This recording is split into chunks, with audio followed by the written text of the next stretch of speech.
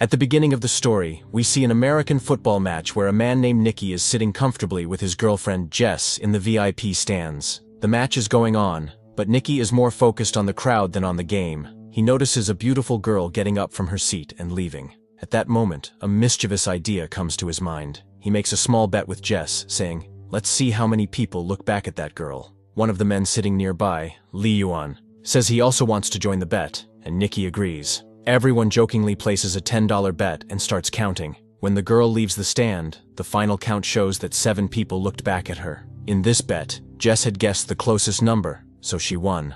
Lee Yuan gives her the money without hesitation, and then suggests starting the next round. This time, the bet is about who will commit the next foul. Jess drops out, saying she doesn't know much about the game, but Nicky jumps in and places a $1,000 bet. As soon as the whistle blows, the referee signals a foul, and it turns out to be the team Nicky had bet on. He wins, and puts the money in his pocket. Even after losing, Lee Yuan gets more excited and says, "Let's place a $5,000 bet this time." Now the question is whether the player will pass the ball or run with it. Nicky hesitates a little at betting $5,000, but finally agrees. Lee Yuan guesses that the player will run, and Nicky says he will pass. As soon as the whistle blows, the player actually runs with the ball, which means Nicky loses $5,000. Now Nicky decides, it's okay, we lost $5,000. Let's stop here, and asks Jess to come have coffee. He wants to leave, but Lee Yuan insists. He says, "You're sitting in the VIP lounge, you have money. Why be upset over $5,000? Let's play another bet, this time for $10,000. Eventually, Nicky agrees. Now the question is whether the player will make the next pass correctly or not. Nicky predicts yes, but the other team intercepts the pass. Nicky has now lost $15,000. While taking out the money, Nicky gets a little upset. He thinks for a moment and says, "Let's place a $50,000 bet this time." Jess is shocked to hear this, but Nicky looks angry. At this point, luck is not on his side. He loses the next bet again, and has to give away another $50,000. Now Jess urges him to stop immediately, but Nicky's anger and ego take over. Without thinking, he places the next bet of $100,000. Lee Yuan laughs and teases him, saying, "Do you even have that much money?" Nicky silently throws a whole bundle of cash on the table. Seeing this, Lee Yuan also gets excited. This time, Nicky bets that the next pass will be intercepted and won't be completed, but the pass is successful. Now Nicky has suffered a loss of $100,000. He can't figure out how to get out of this mess. Jess is also shocked by his behavior, but now the game has reached a very serious stage. Nicky says, "I have $1 million left. Let's bet it all. Let's see who wins this time." The final decision will be made by playing cards. Since Lee Yuan has been winning continuously, he's now going crazy with excitement. He starts looking at Nicky like an ATM machine. Lee Yuan draws his card. It's a 5 of clubs. Now Nicky just has to draw a card higher than 5. His chances of winning are very high. Nicky picks up a card and flips it over with great confidence, but it's the 3 of hearts. Seeing this, Jess immediately fell off her chair. When Nicky started the game, he only intended to bet $10, but now, he had lost more than $1 million. After such a shameful defeat, he had nothing left to say. So, he quietly held Jess's hand and started walking out. He was deeply upset, but Lee Yuan began teasing him even more. He said, "This is what happens when you mess with the master." Nicky stopped and placed another bet, this time for $2 million. Now the idea was a little different. Nicky challenged that Lee Yuan could choose any random player using a telescope, and if Nicky guessed the player's jersey number correctly, the win would be his. Lee Yuan got a little confused. He said, "This is like mind reading." It felt like Nicky was setting himself up for failure. Lee Yuan also started suspecting that Nicky might be cheating. To remove his doubt, Nicky said, "Okay, I won't guess. This time Jess will do it." Jess looked angrily at Nicky. She couldn't understand what was happening. She said, "Among so many people, what are the chances I'll guess the correct jersey number?" Saying this, she tried to leave, but Lee Yuan's security guard stopped her, and a small fight broke out between them. Jess calmed herself down a little. Nicky told her to just look around the ground and say whichever number felt like her own. Lee Yuan picked up the binoculars and chose a player. Then Jess took the binoculars and scanned the entire field. She could see jersey numbers everywhere. How could she guess?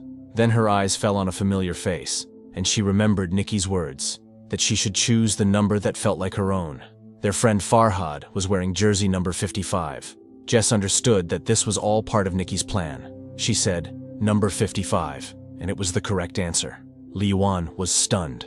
Jess also started wondering how Nicky had known Liwan would choose that number, but at that moment, it didn't matter. They had already won the bet. Both of them made a $1 million profit and got back all the lost money. They left the stadium with 2 big bags full of cash. In the car, Nicky told Jess that everything had been part of their plan. They had been tracking Liwan for a long time. Liwan was well known in high society for his bad gambling habits. He would jump at any bet placed in front of him. Nicky's team had planned the entire setup. As soon as Liwan stepped out of his hotel room, the number 55 was planted in his subconscious mind. The number 55 was written on the label pin of the security guard. The same number appeared on signboards along the road to the stadium. They didn't just show him the number, they made him hear it too.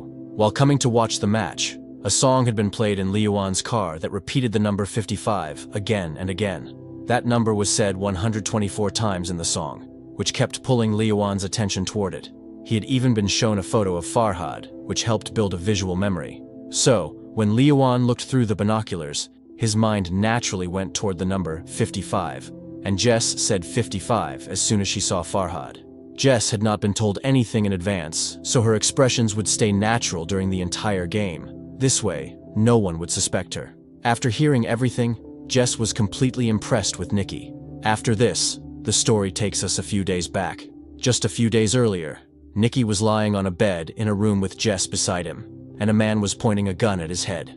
Jess was sitting next to him, someone he had met only recently. It was clear that someone had trapped Nicky, but there was no sign of fear on his face. He calmly said, "I don't have a single penny. If you want to shoot, then shoot." The man with the gun looked at Nicky's reaction and quickly realized this man was clever, even more cunning than them. And his guess was absolutely right.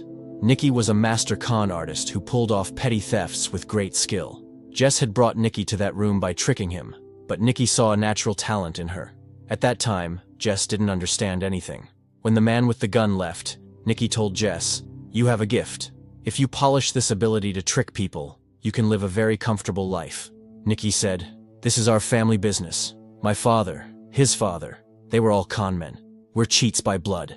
Every trick, every move is a game to us." Without wasting time, Jess took out some money and said, "I want to learn from you." Nicky agreed. While walking out, he stole one of Jess's rings, and she didn't even realize it. By the time she figured it out, her watch had also disappeared. When she had put the watch in her handbag, Nicky had already taken her wallet. After all these tricks, Nicky said, "Sleight of hand, timing, and a little style. That's all you need for this work." Then Nicky said goodbye to her and left. After a few months, Jess found Nicky in New Orleans, where he had started building a new team. Their meeting was actually a test. He wanted to see if Jess was capable of joining his team or not. When Jess agreed, Nicky sent her to a fair with one of his team members. This was Jess's first practical assignment. She began asking people for directions, holding a map in her hand. While she distracted people, her partner secretly stole a tourist's camera lens. Then, another team member intentionally bumped into a man, and Jess took his wallet. Jess was now starting to feel more confident in her stealing style. Using chopsticks, she took another woman's wallet from her bag. Everything went so smoothly that no one even suspected them. Nicky was watching everything from the top of a building. He told the team to leave Jess alone. Now it was her turn to fly solo. Jess started stealing expensive items one after another, and with each theft, Nicky's respect for her kept growing.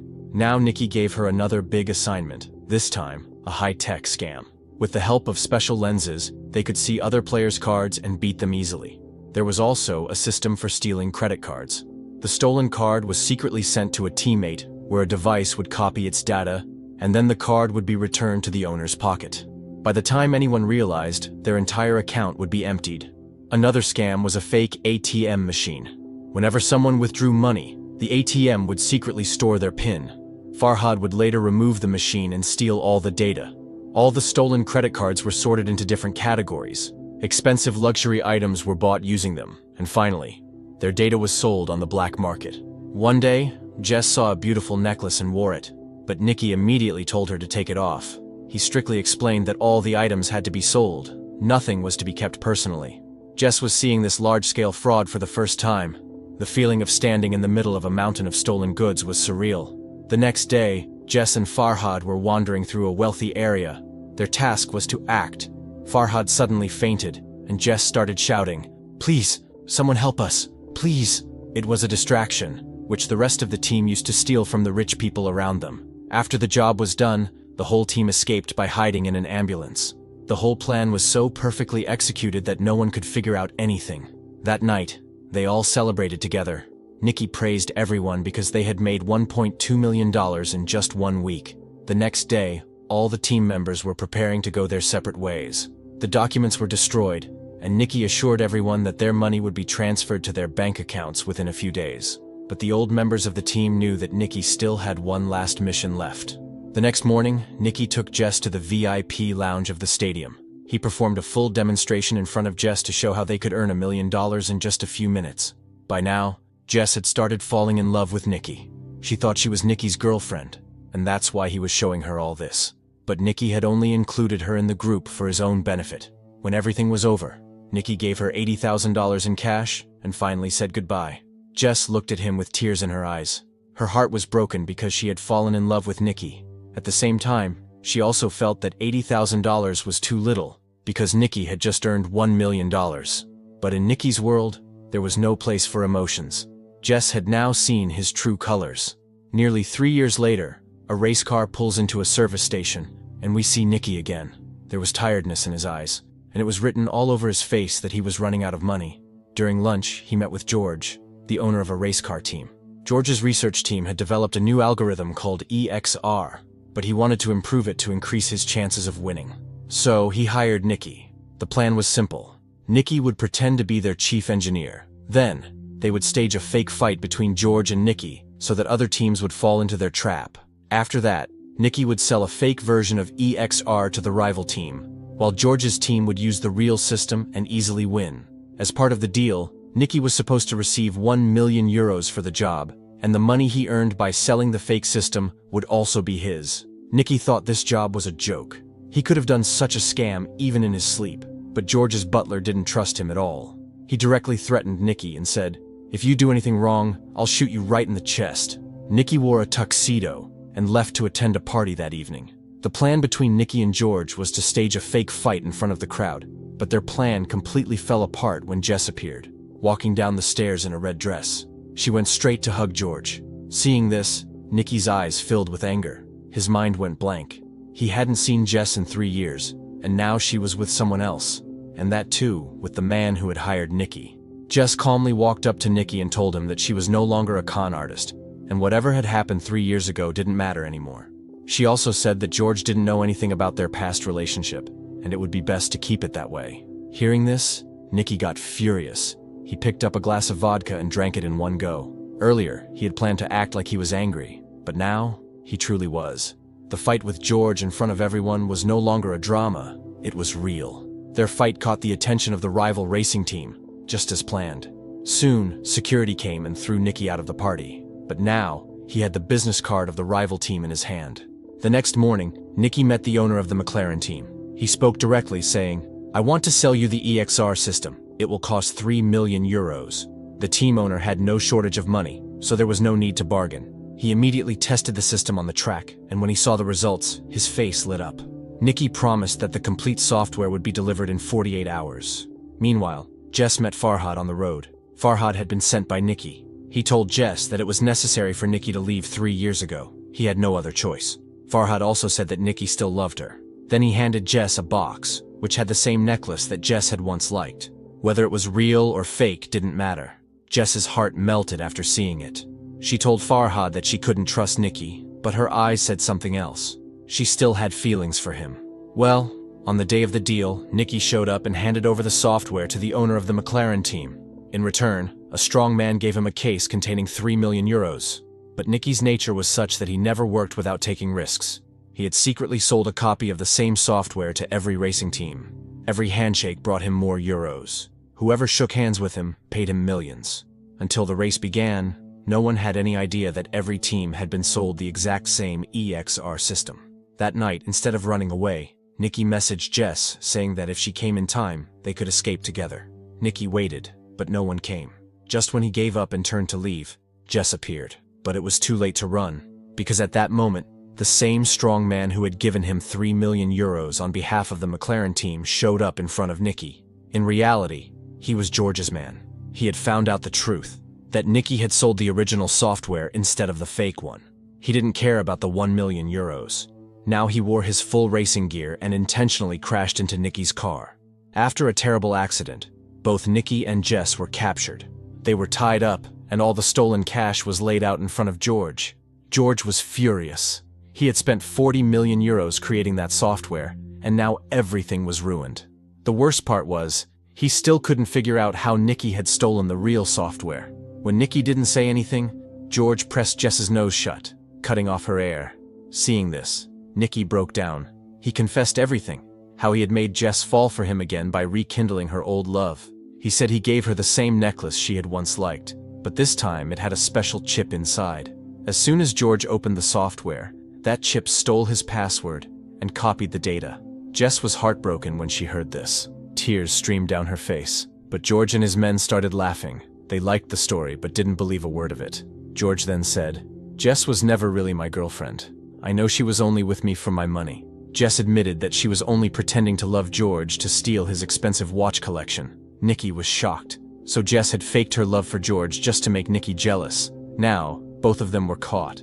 George turned to the butler and asked how Nicky managed to steal the software. As soon as Nicky opened his mouth, the butler suddenly fired a bullet. It hit Nicky straight in the chest. George's face turned pale. He panicked and told the butler, "I can earn money again, but if I get caught for murder, I'm finished." George quickly fired the butler and fled from the warehouse. Jess was crying uncontrollably, but the butler calmly said, "There's no need to worry. I'm actually Nicky's man." In truth, the butler was Nicky's father. He had shot the bullet carefully just near the heart, not through it. He sealed the wound with tape, used a needle to draw out the extra blood, and balanced the air pressure in Nicky's chest. Suddenly, Nicky opened his eyes. He was alive. It was a crazy plan, but it worked. Behind them lay a huge pile of money. All three of them left the warehouse. Nicky was actually an orphan and had been raised by this man. He was the one who had taught Nicky all the tricks of the trade. Their rule was simple: never get emotional. But now, Nicky had truly fallen in love with Jess. The butler left both of them on the roadside and took all the money with him. Nicky was left with nothing, but on the way to the hospital he saw something shining in Jess's hand. It was George's 200,000 euro watch. Nicky looked at her. Jess looked at him, and both of them smiled. With tricks like this, and sleight of hand, they'd never go hungry, no matter where they were in the world. If you enjoyed the video, don't forget to like and subscribe to the channel. See you in the next video.